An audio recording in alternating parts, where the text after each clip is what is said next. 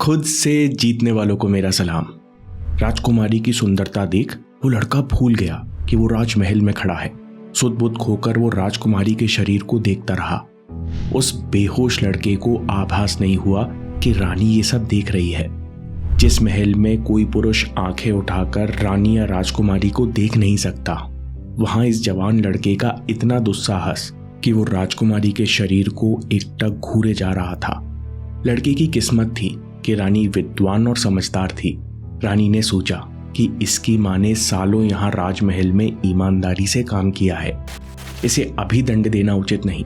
इस बात को ध्यान में रखकर रानी ने उस लड़के को किसी काम से महल के बाहर भेज दिया और कहा, कल मुझसे आकर मिलो। अगले दिन रानी के तेवर बदले हुए थे। रानी ने लड़के से कहा, कल तुमने 2 गंभीर अपराध किए। पहला, तुम बिना अनुमति के राजमहल में आए। दूसरा, तुम राजकुमारी की ओर कामुक दृष्टि से देख रहे थे। तुम्हारे माता पिता की सेवा के कारण तुम्हें मृत्यु दंड तो नहीं दिया जाएगा। अब तुम बताओ कि तुम्हें देश निकाला दिया जाए या 5 साल की कैद। लड़का सकपका गया और पैरों में गिरकर माफी मांगने लगा। महारानी जी, मैं मानता हूं कि रानी महल में मुझे ऐसे ही नहीं आना था, लेकिन दूसरा अपराध मैंने नहीं किया। राजकुमारी की सुंदरता ने मुझे अपनी ओर आकर्षित कर लिया। मेरी दृष्टि गलत नहीं है, मुझे उनसे प्यार हो गया है। मुझे पता भी नहीं चला ये आकर्षण कैसे हुआ। अब मैं उनके बिना जी नहीं पाऊंगा। रानी ने आश्चर्य से कहा, तुम्हें ऐसी बात करते हुए डर नहीं लगता? लड़के ने कहा, मैं जानता हूं कि ये मेरी आखिरी इच्छा हो सकती है, लेकिन अब राजकुमारी के बिना तो मैं हर दिन मरूंगा। रानी ने क्रोध को नियंत्रित किया। थोड़ी देर तक सोचती रही, फिर बोली, अच्छा ठीक है, तुम्हारी शादी राजकुमारी से हो सकती है, लेकिन एक शर्त है। इतना सुनते ही लड़के की आंखें दुगनी खुल गईं। क्या सच में ऐसा संभव है? महारानी, मैं आपकी सारी बात मानूंगा। रानी ने मुस्कुराते हुए कहा, यह इतना आसान नहीं। पहले तुम्हें अपनी योग्यता साबित करनी होगी। रानी ने कहा, तुम्हें यहां से दूर एक आश्रम जाना होगा और वहां सिखाई जाने वाली कलाओं में से किसी भी 2 में दक्षता या निपुणता प्राप्त करनी होगी। इस विद्या अर्जन में 10 साल लगते हैं, लेकिन तुम्हें 5 सालों में ही चुनी हुई 2 कलाओं में निपुणता प्राप्त करनी होगी। लड़के ने शर्त स्वीकार की। रानी से आज्ञा लेकर अगले दिन ही वो आश्रम पहुंचा। लड़का चतुर था। सोचा, मेरा शरीर लचीला है, मैं योग चुन लेता हूं। बचपन से मैं लोगों को डंडे और तलवारों से खेलते देख रहा हूं, इसलिए दूसरा कलारी पयट्टू चुन लेता हूं। लड़के ने दोनों कलाएं चुनी और सीखना शुरू किया। लड़के ने सोचा था कि योग केवल आसन है और कलारी पट्टू केवल युद्ध कला है और वो ये सब कुछ सीख लेगा। लेकिन 2 दिन में उसे घर की याद आने लगी, राजकुमारी की सुंदरता याद आने लगी। मन विचलित होने के कारण उसका उत्साह खत्म हो गया। मन में कई प्रकार की चिंताएं, इच्छाएं और विचार प्रकट होने लगे, जिस कारण वो किसी भी चीज पर ध्यान नहीं दे पा रहा था। लड़का शर्मिंदा होकर गुरुजी के पास गया और बोला, मेरे पास समय कम है, लेकिन विचलित मन के कारण मैं कुछ भी नहीं सीख पा रहा हूं। गुरुजी ने कहा, शक्तियों को एकाग्र करो।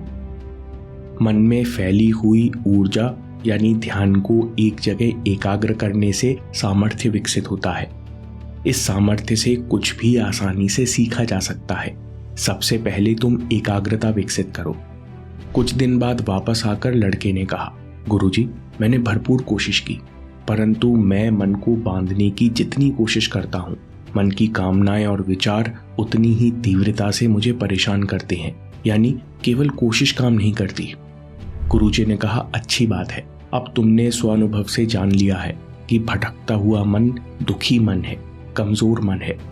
अब इस बात को ध्यान से समझो कि मन विचारों और इच्छाओं के कारण नहीं, बल्कि वासनाओं के कारण भटकता है, यानी दुख का कारण वासनाएं हैं। लड़के ने कहा, गुरुजी, मैं काम वासना को दबाकर नाश कर दूंगा। गुरु ने कहा, रुको रुको, पहले बुद्धि विकसित करो। तुम ये समझो कि काम और वासना 2 अलग अलग बातें हैं, क्योंकि काम एक लौती वासना नहीं। पहले समझते हैं कि वासना क्या है। पहले किए गए कर्मों के कारण अंतर्मन की गहराई में कुछ निशान पड़ गए हैं, ये वासनाएं हैं। वासनाओं के कारण ही मन में अचानक कहीं भी कभी भी इच्छाएं प्रकट होने लगती हैं। तुम वासनाओं को अंतर्मन की सूक्ष्म आदतें भी कह सकते हो। लड़के ने कहा, अगर ये सूक्ष्म आदतें मात्र हैं तो इतनी परेशान क्यों करती हैं? गुरुजी ने कहा, वासना के असर को समझने के लिए 4 बातें समझो। सबसे पहली, आकर्षण की ताकत। वासनाएं गहरे अंतर्मन से प्रकट होती हैं। ये मन के बहुत निकट हैं, इसलिए ये मन को बहुत आकर्षक लगती हैं। आकर्षण ही इनकी ताकत है। वासनाओं के आकर्षण में आकर जो अनुचित होता है, यानी जिसकी जिस समय जरूरत नहीं होती, इंसान फिर भी वही सोचता है और करता है। जैसे किसी इंसान को हमेशा अति स्वादिष्ट भोजन करने की वासना रहती है।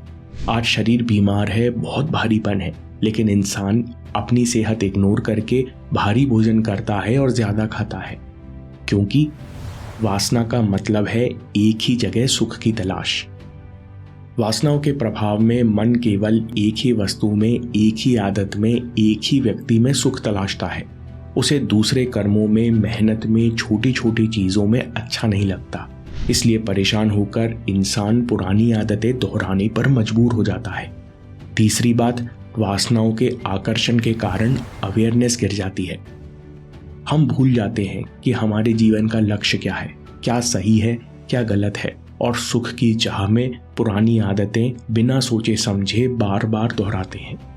यही है अगली बात, रिपीटिशन। वासनाओं के प्रभाव में कर्मों को करने से वासनाएं मजबूत होती जाती हैं। 2 पल का चैन तो मिलता है, लेकिन मन को तृप्ति नहीं मिलती। एक के बाद एक इच्छा प्रकट होती रहती है। गुरुजी ने कहा, अब तुम समझ ही गए होगे कि काम अकेली वासना नहीं है। शरीर को पानी और पोषण की जरूरत होती है, इसलिए वो खाने की इच्छा करता है। वैसे ही वयस्क होने पर प्रजनन की इच्छा शरीर में प्रकट होती है। ये स्वाभाविक है, लेकिन इस इच्छा के चलते अनुचित कर्म करना, विचार और शरीर पर नियंत्रण ना होना वासना की निशानी है। लड़के ने गुरुजी का उपदेश शांति से सुना और चला गया। अगले दिन आकर उसने कहा, गुरुजी, कल मैं आपकी बातों पर चिंतन करता रहा। मैंने अपने जीवन में देखा कि काम वासना के अलावा कितनी सारी छोटी छोटी आदतें हैं जो मैं बंद कर सकता हूँ, लेकिन फिर भी करता हूँ। दूसरों में बुराई देखना, खुद को बार बार श्रेष्ठ साबित करना, ज्यादा आराम की इच्छा करना, बार बार शिकायत करना, सब कुछ वासना है, क्योंकि ये मुझे बेहतर होने से रोक रही है। गुरुजी, अब मुझे बताएं कि वासनाओं को कैसे जीता जाता है। गुरुजी ने कहा, बहुत अच्छा। सॉल्यूशन के 3 स्टेप्स हैं। पहला, अच्छी आदतें।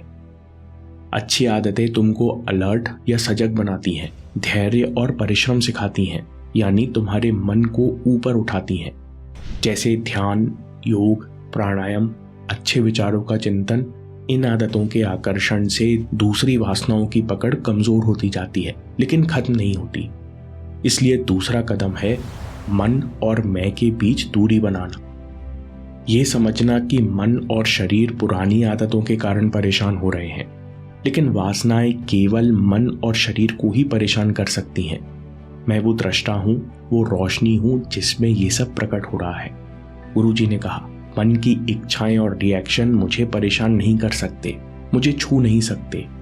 पहले तुम्हें गहरा विचार करके इस वाक्य पर विश्वास करना होगा। इस विश्वास को अभ्यास के द्वारा तुम्हें अनुभव में बदलना होगा।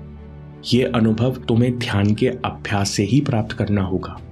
तीसरी बात, समस्थिति, अपनी प्रति नॉन जजमेंट। अपनी कमियों को और परेशानियों को समभाव से देखो, तभी तुम बिना रिएक्ट किए सचेत रह पाओगे। ये भी तुम्हें अभ्यास से ही प्राप्त होगा। गुरुजी ने कहा, प्रिय शिष्य, इन 3 बातों से ही वासनाओं को जीता जाता है। लड़के ने हाँ में सर हिलाया और संतुष्ट होकर वहां से चला गया। सबसे पहले योग और कलारीपयट्टू के अभ्यास में खुद को डुबो दिया। मन में राजकुमारी की सुंदरता याद करने की बार बार इच्छा होती, लेकिन सबसे पहले लड़के ने खुद को कोसना बंद किया, जिससे वो मन के प्रति सचेत रहने लगा। साथ में विचारों और मन के रिएक्शन को देखने का अभ्यास करने लगा। उसे शांति महसूस होने लगी। उसे समझ आया कि ये शांति ही मन और मैं की दूरी है। शांति में बुद्धि ने सम होकर उसका सहयोग करना शुरू कर दिया, जिस कारण समय के साथ वो अपने आप ही पुरानी बातों को सोचने से पहले सचेत होने लगा कि मैं क्यों फिर वही चीजें दोहरा रहा हूँ, फिर वही बातें बार बार सोचने का क्या लाभ। धीरे धीरे वासनाओं की जड़ें कमजोर हुई और जवान लड़के में बुद्धि, एकाग्रता, शक्ति और स्मृति का उदय हुआ। दिन हफ्ते बने, हफ्ते महीने और महीने साल, लेकिन लड़का एक चित निरंतर सीखता रहा। 5 सालों के अंदर ही उसने कलारीपयट्टू और योग में महानता प्राप्त की। उसके बाद गुरु से आज्ञा लेकर लड़का रानी से मिलने आया। उसके चेहरे पर तेज, आंखों में समता, आवाज में शालीनता और चाल में दृढ़ता थी। कमजोर लड़के का ऐसा रूपांतरण देख रानी बहुत प्रभावित हुई, परंतु रानी कुछ बोलती इससे पहले युवक के मुंह से शब्द निकल पड़े। राजमाता, आपने मुझे नया जन्म देकर धन्य कर दिया। मैं आपको धन्यवाद कहने आया हूँ। ना अब मुझे किसी की कामना है और ना ही किसी के संग की जरूरत। इन 5 वर्षों में मैंने जान लिया है कि किसी अनुचित इच्छा को पूरा करके मन को संतुष्ट करने का प्रयत्न बिल्कुल वैसा है जैसा आग के ऊपर तेल डालकर बुझने की उम्मीद करना। महारानी जी, मुझे गुरु ने सिखाया है कि जिसने वासनाओं को खत्म कर लिया उसने मन को स्थिर कर लिया, और जिसने मन को स्थिर कर लिया उसने पूरा ब्रह्मांड जीत लिया। दुनिया के सारे अभ्यासों का यही उद्देश्य है कि इंसान वासनाओं को जीतकर मन को स्थिर कर सके। आपकी 5 सालों की शर्तों ने मुझे मन की आदतों को जीतने पर मजबूर कर दिया और मुझे नया जन्म दिया। ऐसा कहकर वो लड़का राजमहल से चला गया और समझदार रानी ने उसे रोका भी नहीं। दोस्तों, कमजोरी हमेशा एक छोटे से साधारण से विचार से शुरू होती है। अगर इस बीज को यही नष्ट ना किया जाए तो ये छोटा सा विचार जल्दी बड़ा झाड़ बनकर बुद्धि को भी ढक लेता है। अगले वीडियो में गौतम बुद्ध ने सिखाया कि कैसे विचारों को नियंत्रित किया जाता है और कैसे विचार से भाग्य का निर्माण होता है। वीडियो को देखिए और याद रखिए, आपके समय से कोई वीडियो, कोई ऐप, कोई न्यूज़ कीमती नहीं है। मैं काम के किस्से लाता रहूंगा। हम जीतेंगे।